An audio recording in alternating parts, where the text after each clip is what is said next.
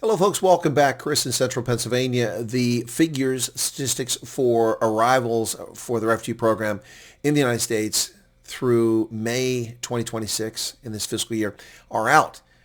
And once again, all the refugees admitted to the United States during the month of May were South Africans. A few interesting things happened this month. First off, as we approached the self-imposed cap of just 7,500, of which only 7,000 were for South Africans. I say only, that's most of the slots. Those 7,000 slots. As we approached that, after getting through April, which was the peak month with over 1,500 refugees arriving, something strange happened. We noticed fewer and fewer arrivals of South Africans as the days went on in May. My analysis of that was that perhaps they're slowing things down so they don't exceed the cap as the White House decides on what the cap will be.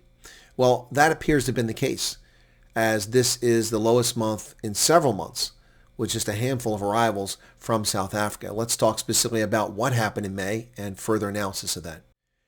In May, just under 600 South Africans arrived in the United States, 599. As I said, this is the lowest figure in several months.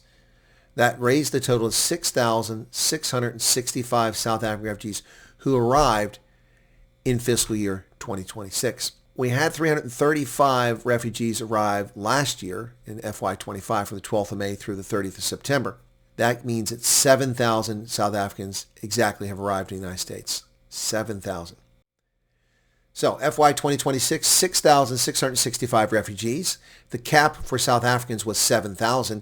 That means that from October, there weren't many people coming because we were shut down, and part of November, and then there was a shutdown in February and early March.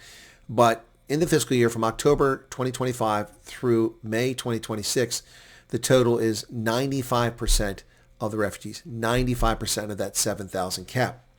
The top three states were Texas, Florida, and California thus far this year, with 1,768 of the arrivals, or 27% of the total, down from 28% last month. The top five states in America are Texas, Florida, California, New York, Michigan, with 2,322 South African refugees amongst those five states, or 35% of the total. So here they are, the top five states as destinations: Texas, Florida, California, New York, and Michigan. So let's go back to that issue I was talking about, so few arrivals.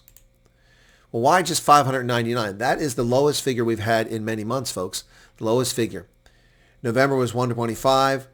And this represents the third lowest figure. December was 595. But again, December was only till the 17th, and they had Christmas Exodus, and nobody was coming over.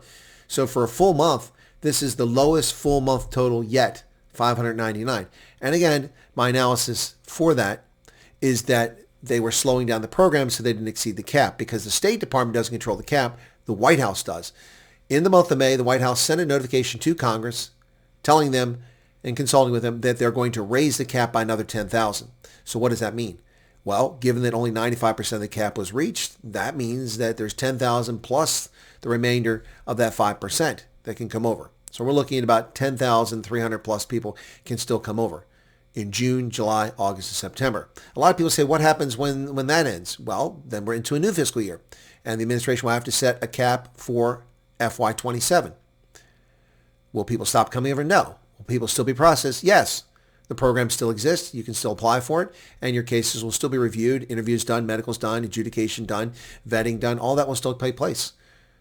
They'll just create a list, and they'll go off that list to sending people over. That's how it works. So once again, May was the lowest figure we've had in a full month. My analysis as the month progressed early in the month was with fewer people notifying us that they were coming over, that it appeared to me that they were slowing down the pace so they didn't exceed the cap.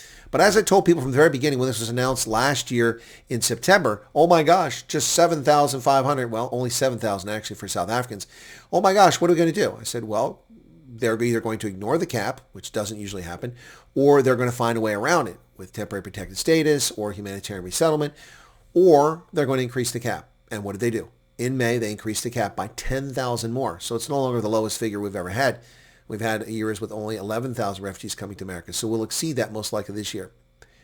In the last 4 months, that means that roughly 2,600 refugees per month could arrive at a consistent pace to meet that 10,000. Will the U.S. government meet that? I don't know. We'll have to wait and see. We have to wait and see what people are saying. Anecdotally, I've heard from very few people in June saying they're coming over. So what would the point be of raising the cap by 10,000 for the last third of the year, 4 months, if they didn't intend to bring them over.